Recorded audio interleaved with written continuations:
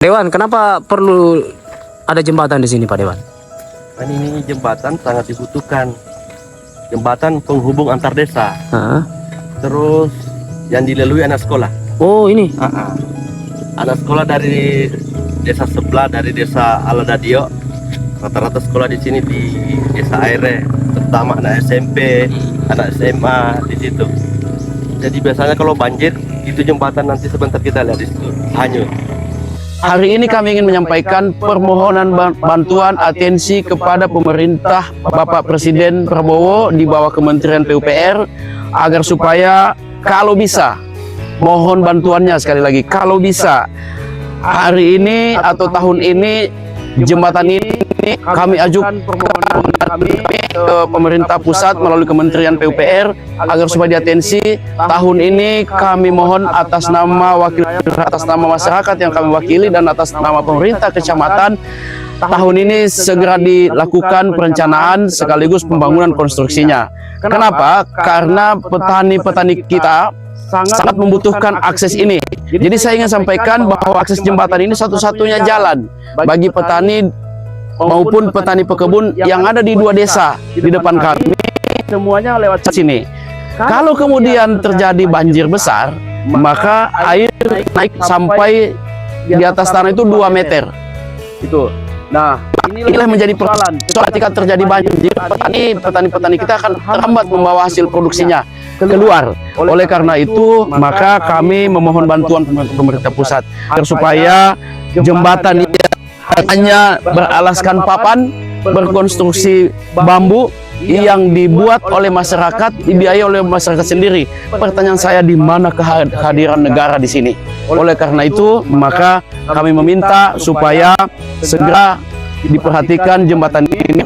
Bahkan beberapa tahun lalu pihak balai telah datang ke sini, namun ternyata sampai hari ini juga belum terrealisasi. Oleh karena itu, saya kembali kepada Pak Irwanto. Kebetulan beliau adalah Komisi 3 dan dapilnya juga daerah sini. Kehadiran kami bersama Pak Camat sebagai justifikasi bahwa kami benar-benar hadir memperhatikan aspirasi dan keinginan masyarakat.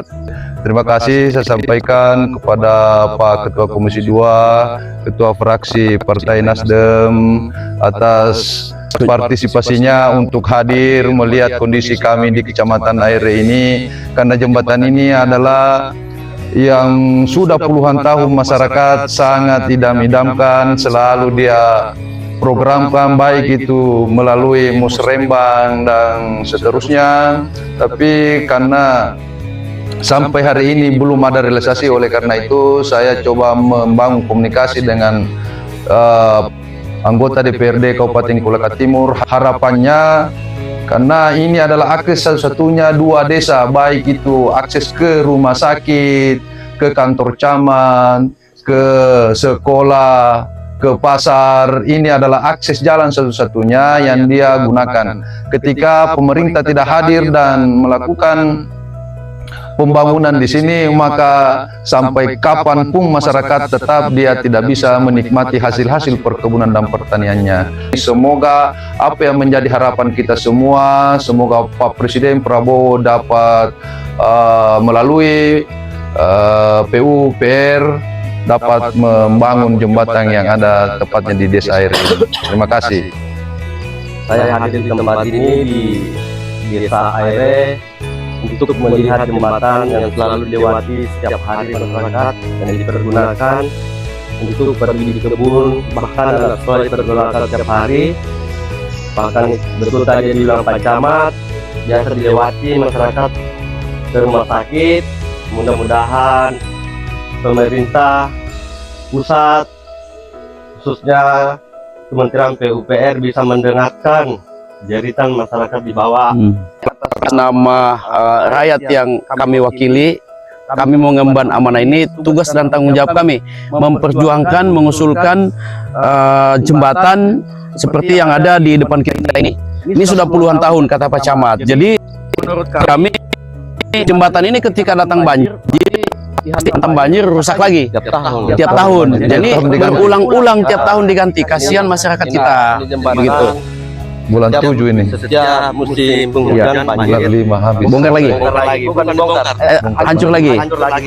Hanyut terbawa arus banjir. Nah, jadi kami atau saya sebagai Ketua Komisi 2 sekaligus dari fraksi Partai Gerindra bersama Ketua Fraksi Nasdem dan juga ada di Komisi 3 memang selalu bersinergi, berkolaborasi ketika persoalan ketahanan pangan, persoalan petani yang terganggu akibat infrastruktur, jalan, jembatan, dan pengairan terganggu, maka tugas kami untuk berkolaborasi bersama-sama bagaimana bisa aspirasi, keluhan, keinginan, serta harapan masyarakat bisa terrealisasi secepatnya. Karena ini sudah puluhan tahun baru kami bisa mendeteksi, maka hari ini kami wakil-wakil rakyat yang ada di PRD Kabupaten Kolaka Timur dengan kondisi anggaran kami yang hanya 600 miliar lebih, lalu kemudian hanya 0,01% anggaran infrastruktur tahun ini, tidak ada apa-apanya dengan 0,01% itu.